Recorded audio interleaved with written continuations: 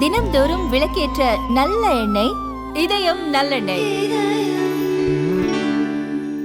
திமுகவின் தேர்தல் தோல்வி குறித்து ஆய்வு செய்ய சென்னையில் திமுக தலைவர் ஸ்டாலின் தலைமையில் அக்கட்சியின் மாவட்ட செயலாளர்கள் கூட்டம் நடைபெற்றது. கட்சி தலைவர் என்ற முறையில் தேர்தல் தோல்விக்கு தான் பொறுப்பேற்பதாக திமுக தலைவர் ஸ்டாலின் தெரிவித்துள்ளார். இனியாவது கோஷ்டி அரசியலை விட்டு அனைவரையும் அரவணைத்து செயல்படுங்கள் என்று மாவட்ட செயலாளர்களுக்கு திமுக தலைவர் ஸ்டாலின் அறிவுறுத்தியுள்ளார். வயதான மற்றும் சரியாக செயல்பட முடியாத மாவட்ட செயலாளர்கள் மனப்பூர்வமாக முன்வந்து விலகிக் கொள்ளலாம் என்றும் விரைவில் கட்சியை சீரமைப்போம் என்றும் திமுக தலைவர் ஸ்டாலின் கூறியுள்ளார். டீ கடைகளில் பேசிய அரசியலை சமூக வலைதளங்களில் பேசுங்கள் என்று கட்சியினருக்கு ஸ்டாலின் அறிவுறுத்தியுள்ளார்.